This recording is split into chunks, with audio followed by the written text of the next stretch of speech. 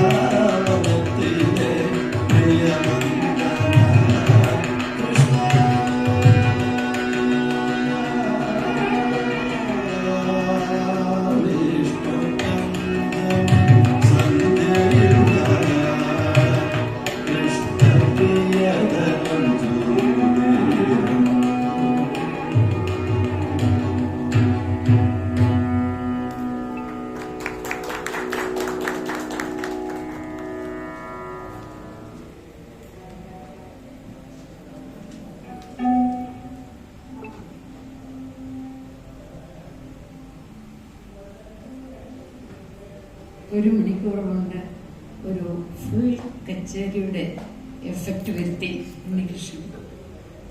നല്ല ശാരീരം, കർണാടക സംഗീതത്തിനും ലൈറ്റ് മ്യൂസിക്കിനും ഒരുപോലെ വഴങ്ങുന്ന ഒരു ശബ്ദം. പിന്നെ നമ്മുടെ നാട്ടുകാരെ പ്രോത്സാഹിപ്പിക്കാൻ ആരുമില്ലല്ലോ. പ്രോത്സാഹിപ്പിച്ചിരുന്നെങ്കിൽ വളരെ ഉയരത്തിൽ പോകുമായിരുന്നു എന്നെനിക്ക് തോന്നുന്നു. പിന്നെ വയലിൻ വായിച്ചത് നമ്മുടെ സതീഷ് ചന്ദ്രൻ മാവേലിക്കര. സതീഷ് വളരെ കാലമായിട്ടറിയാം. പാട്ടുകാരനെ അല്പം പോലും ഹനിക്കാതെ വായിക്കുന്ന ഒരു വ്യക്തി.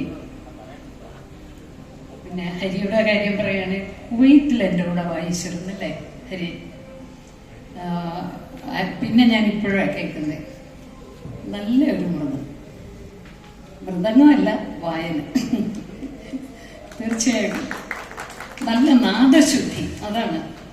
അങ്ങനെ കളിച്ചെന്നിരിക്കുന്നു ആ നാദം.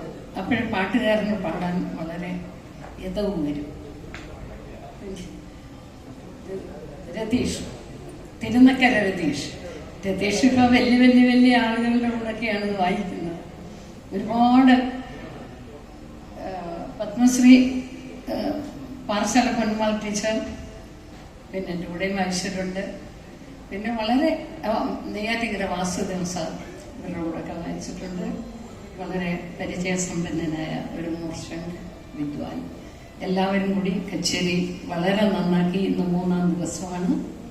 വളരെ ഓണം ടൂറിസം വാരാഘോഷം 26 ഇനിയും പൂക്കാലം എന്നാണ് ഇതിന് പേരിട്ടിരിക്കുന്നത്. ഇനി എന്നും പൂക്കാലമാണ്, അതായത് ഇനി ഇന്നും നല്ല കാലമാണെന്നാണ് നമ്മുടെ ഗവൺമെന്റ് നൽകിയ ഒരു പേരാണ്. കച്ചേരി ഭംഗിയായിട്ട് വായിച്ചതിനും പാടിയതിനും നന്ദി പറഞ്ഞുകൊള്ളുന്നു. ടൂറിസത്തിന്റെ പേരിൽ നന്ദി പറഞ്ഞുകൊള്ളുന്നു.